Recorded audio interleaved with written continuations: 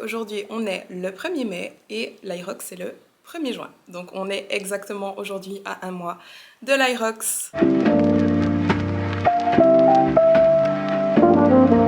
tout le monde, bienvenue dans cette nouvelle vidéo. Alors aujourd'hui on est lundi, j'ai énormément travaillé comme tous les lundis, du coup je ne m'entraîne pas. Par contre je voulais rapidement vous répondre à quelques questions par rapport à mon détatouage. J'ai toujours 1 million de questions par rapport à ça quand j'en parle sur Instagram, etc. Donc j'avais dit que j'en parlerai dans un vlog. Et ensuite je vais juste aller en course et je vais faire des bagels sans gluten. Donc je vais tenter une recette, je vais vous la filmer. Si c'est bon, je vous partagerai la recette. Si c'est pas bon, tant pis. Ok, alors je vais vous parler du détatouage. Si ça ne vous intéresse pas, passez ce petit passage ici. Donc avant toute chose, quel tatouage est-ce que je retire? J'avais un tatouage ici, on le voit encore un petit peu. Et c'est donc de celui-là qu'on est en train de parler. Donc je vais vous mettre une photo sur l'écran à quoi il ressemblait avant. Donc comme vous le voyez, il était vraiment très foncé. Et je vais répondre à la première question qui est pourquoi vouloir l'enlever? Alors c'est très simple, c'est simplement qu'il ne m'a jamais plu. Donc je l'ai fait, c'était en 2021 je crois. Je sais plus exactement, bref. Quand je l'ai fait, je suis rentrée à la maison et le soir je me suis dit je crois que je l'aime pas. Et je l'ai gardé pendant une année en essayant de me convaincre que j'allais finir par l'aimer, mais en fait je l'ai juste jamais aimé. Il a juste pas donné comme j'aurais imaginé. Je le trouvais très foncé, très grossier, on va dire, moi qui aime bien les tatouages fins, délicats, etc. Je trouvais juste qu'il allait pas. Donc je ne le retire pas à cause de sa signification. D'ailleurs, en réalité, il a pas une grande signification. Ce n'est pas à cause de ça que je l'enlève, c'est simplement que je le trouvais pas joli et je trouve qu'il n'allait pas sur mon corps. D'ailleurs, on m'a aussi posé la question, est-ce que c'est le seul que tu retires ou est-ce que tu en enlèves d'autres ou est-ce que tu enlèves tout? Non, c'est vraiment le seul que j'enlève, les autres je les aime toujours. On m'a posé la question où est-ce que je fais ça, donc moi j'habite à Bienne, donc je vais dans un cabinet dans ma ville qui s'appelle Delk. Ils ont d'autres filiales, vous pouvez aller voir sur le site internet. Et ils utilisent un laser de dernière génération. Je vais pas pouvoir vous dire grand chose sur la technologie qu'ils utilisent parce que je m'y connais pas. Maintenant, j'ai beaucoup la question combien de séances est-ce que tu as dû faire, est-ce que tu dois faire et combien ça coûte. Alors ça c'est extrêmement individuel puisque ça dépend du type de tatouage, de sa taille, à quel point il est foncé, profond ou pas, quelle est la technologie utilisée pour l'enlever. Donc en fait mes réponses ne vont pas vous aider par rapport au nombre de séances à faire. Moi de base il m'avait évalué à environ 8 séances, en réalité là j'en ai fait bientôt 10 je pense, mais parce que comme je vous ai dit avant il était très foncé, vraiment les pigments sont très profonds et du coup il a eu un peu plus de peine à partir. Et du coup en ce qui concerne le prix c'est la même chose, c'est que ça dépend, le prix total va dépendre du nombre de séances forcément, mais le prix par séance va dépendre de la taille du tatouage. Moi c'est un petit tatouage, mais on m'avait fait un devis à 150 francs par séance. Cette vidéo n'est absolument pas sponsorisée, pas du tout. Cela dit, je ne paye pas mes séances de détatouage parce qu'ils m'ont demandé de pouvoir filmer mes séances pour pouvoir utiliser les images sur leur compte Instagram. Et du coup, j'ai la chance de faire ça gratuitement. Je ne suis pas payée pour, mais au moins je ne paye pas le service parce que eux, ils utilisent les images pour leur propre communication. Mais par rapport à la taille de mon tatouage qui est tout petit, normalement, j'aurais dû payer 150 francs la séance. Après, ça prend du temps parce que chaque séance doit avoir en tout cas 2 à 3 mois d'espace entre chacune. Et il ne faut pas s'exposer au soleil. Donc en général, autour de l'été, il vaut mieux éviter les séances. Donc non seulement les séances sont espacées de 2 à 3 mois, mais en plus de ça, en été, il ne faut pas en faire. Donc là, on est en 2025. J'ai commencé d'enlever ce tatouage, je crois, fin 2022 ou début 2023. Donc ça va faire plus de 2 ans que je suis en train d'enlever ce tatouage. Donc il faut être conscient que ça prend du temps. Et on m'a posé la question, est-ce que ça fait mal? Je vais être très honnête, ça fait super mal. Je suis quelqu'un qui résiste super bien à la douleur. Quand on me tatoue, je peux m'endormir. Je n'ai pas mal quand on me tatoue.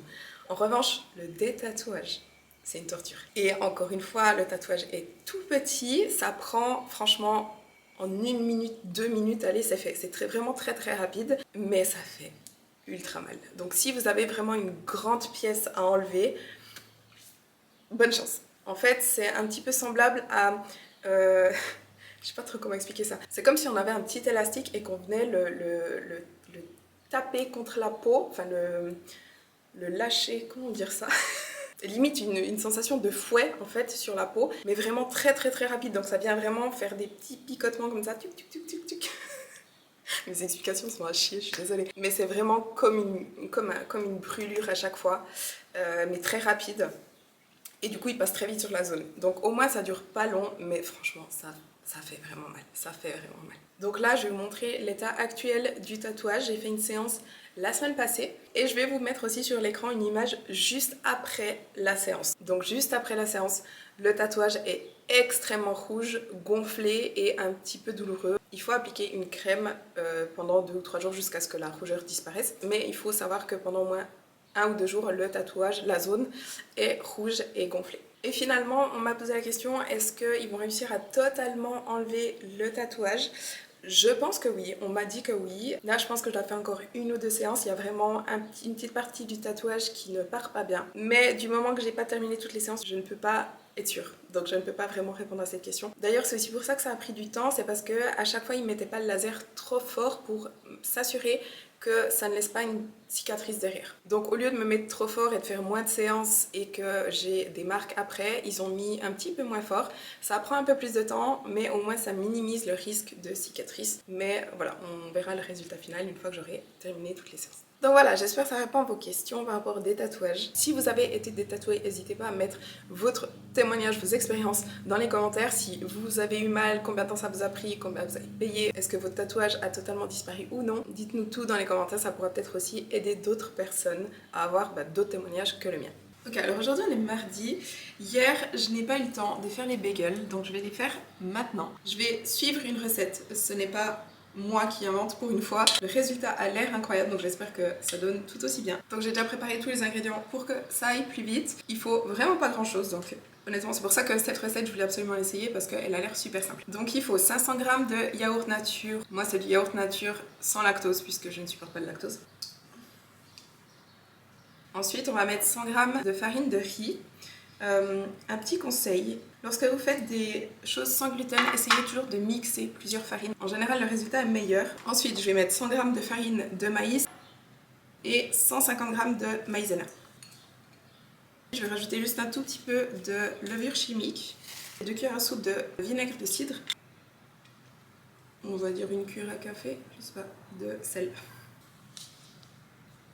Ça me paraît un peu liquide, on dirait une crème pâtissière. Je crois que je vais rajouter un peu de farine. J'ai mis 50 g de plus, je vais en mettre encore un peu plus. J'ai encore mis 50 g de plus, donc il y a 200 g de farine de riz finalement.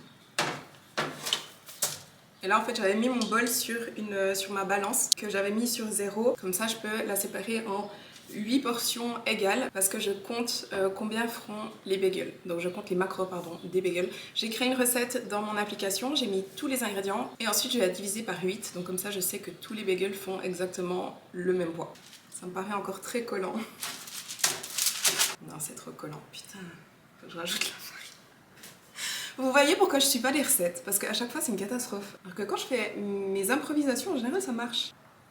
Donc 50 g de plus encore, donc il y a 250 g de farine de riz. Donc maintenant je dois mélanger ça, c'est super pratique. J'aurais aussi pu remettre la pâte dans le bol et refaire ça, mais bref. Hein. Trust the process, ok? Ok, ça me paraît beaucoup mieux. Donc chaque portion va peser 20 g. 120 g, pardon. Oh là là. Je pense qu'un tout petit peu de farine encore en plus, ça ferait pas de mal. En fait, je pense que mon yogourt était vraiment très liquide. Il est trop moche.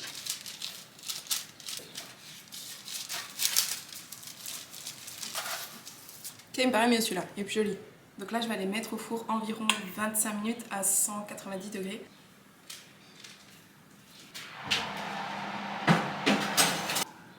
J'étais aussi censée les badigeonner de jaune d'œuf avant de les enfourner, mais j'ai mis plus d'œuf, donc voilà. Donc si jamais avec les ingrédients que j'ai utilisés, chaque bagel contient 53 g de glucides, 6 g de protéines et 2,5 g de lipides. Donc pour moi c'est parfait pour atteindre mes 325 g de glucides. Je peux manger 2 bagels easy.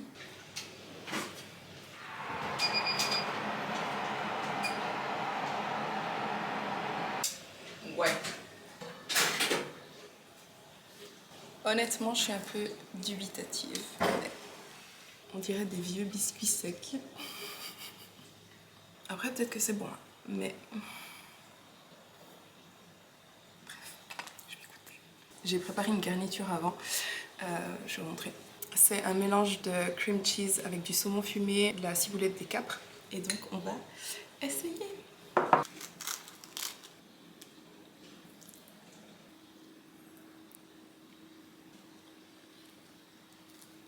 La consistance, c'est pas du tout ça. Ne faites pas cette recette. Je vais pas la refaire, en tout cas moi. Je suis sûre que je peux en inventer une 1000 fois mieux que ça. Bref, je vais quand même goûter. Bon, après, c'est quand même bon, je vais les manger. Mais c'est pas moelleux comme du pain. C'est pas ce que j'aurais voulu obtenir. Voilà. Du coup, je suis en train de me dire, ça sert à rien que je vous insère ce clip, mais en même temps, ça me fait chier d'avoir filmé tout ça pour rien. Et deux, vous voyez que ça arrive à tout le monde de faire des fails en cuisine en suivant des recettes trouvées sur internet, enfin sur les réseaux. Alors, je viens d'arriver à la salle, je vais aller m'entraîner. Aujourd'hui, je fais le bas du corps. Il est 17h30, 18h.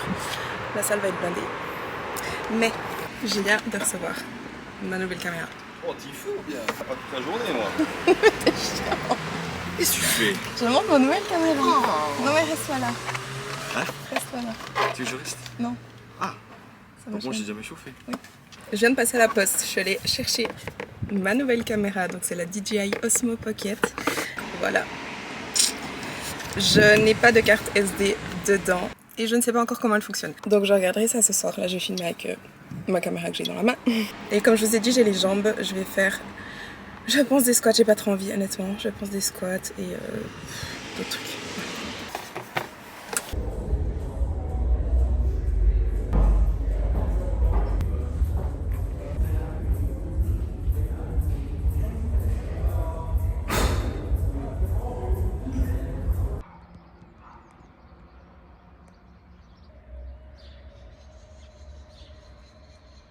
Ok, alors aujourd'hui on est... Quel jour on est Mardi. On est mardi. On est mercredi. Ça fait depuis ce matin, je crois qu'on est mardi. Donc aujourd'hui on est mercredi. Je viens de m'acheter une carte SD. Je suis encore au magasin. J'ai mis le suivi de ma tête, donc si je veux vous montrer un truc ça ne marche pas. Je suis encore en train d'apprendre à l'utiliser. C'est la première fois que j'utilise. J'ai pas encore l'habitude. Je ne sais pas où mettre la caméra, je sais pas où regarder, je suis complètement perdue. Mais bref. Je vais enlever ce machin, ça m'énerve. Je vais aller m'entraîner, je vais faire le haut du corps, je vais faire un petit peu de dos tout simplement. Et cet après-midi, j'ai pas beaucoup de travail aujourd'hui. Donc je vais aller à la plage. Parce qu'il fait beau, parce que j'ai envie, parce que j'ai grave avancé dans mon taf hier et que je peux me le permettre. Et ce soir, je vais au resto. Donc voilà, c'est tout.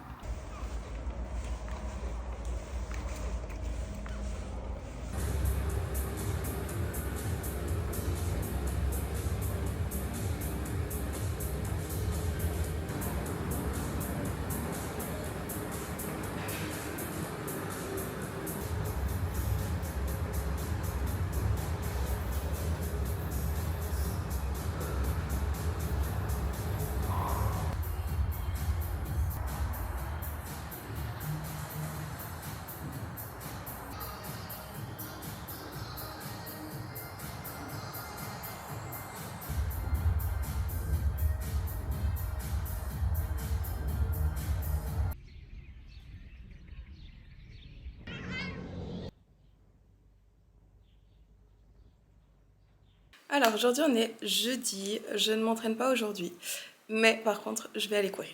Et on verra comment ça va parce que j'ai mal à la cheville. C'est pas très fort, mais quand même je sais pas ce que ça va donner. J'ai remis un tape pour ma cheville, mais on va quand même aller courir parce qu'aujourd'hui on est le 1er mai et l'Irox c'est le 1er juin. Donc on est exactement aujourd'hui à un mois de l'Irox, donc ouais, de toute ma prep. Je n'ai pas couru une seule fois dehors. J'ai toujours couru sur tapis. Et à l'Irox, on court pas sur tapis.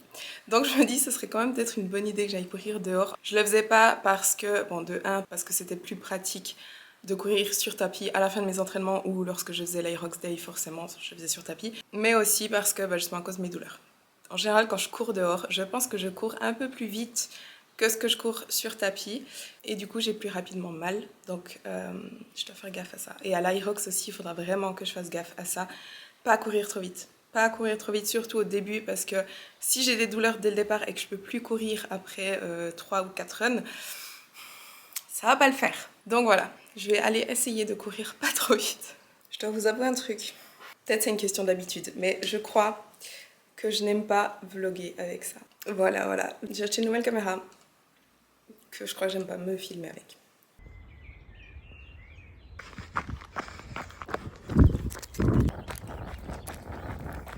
Alors aujourd'hui on est vendredi, je viens d'arriver à la salle, je vais aller m'entraîner, je fais le bas du corps, je pense que je vais faire des deadlifts, mais j'ai un petit peu mal à la cheville et au genou à chaque fois que je cours dehors.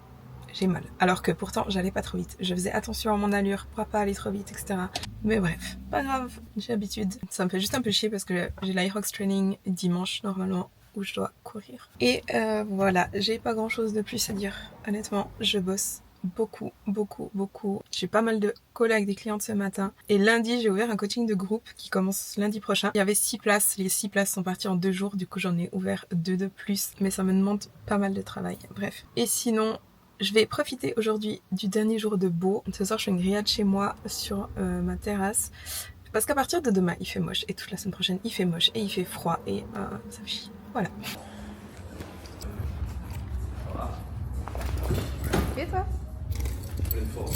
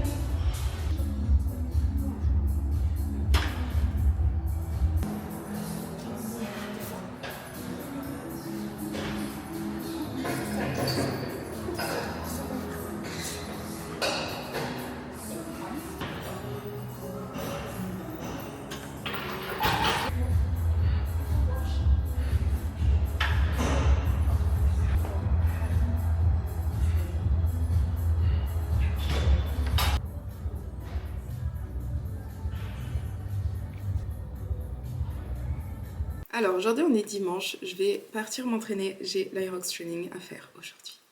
Donc j'ai 4 stations et 5 runs de 800 mètres, voilà, comme l'Aerox Training d'habitude. J'ai réalisé un truc. J'ai eu mes règles cette semaine et normalement quand je suis à New York c'est là que j'aurai mon SPM. Ça me saoule. Ça me saoule, sauf que mon voyage au Costa Rica a complètement décalé mon cycle, donc si ça se trouve, le voyage à New York va aussi totalement décaler mon cycle. Ce qui n'est pas non plus quelque chose qui est très bon, mais bon, bref. Je vais à New York de toute façon, donc voilà, mais ouais, j'ai réalisé ça hier. Si je filme quelques clips de l'Aerox Training, je vous les mets à la fin, mais je vais déjà terminer cette vidéo ici. Donc j'espère que cette vidéo vous a plu. Si c'est le cas, n'oubliez pas de liker la vidéo, de vous abonner à ma chaîne si ce n'est pas encore fait. Et on se voit dans la prochaine vidéo.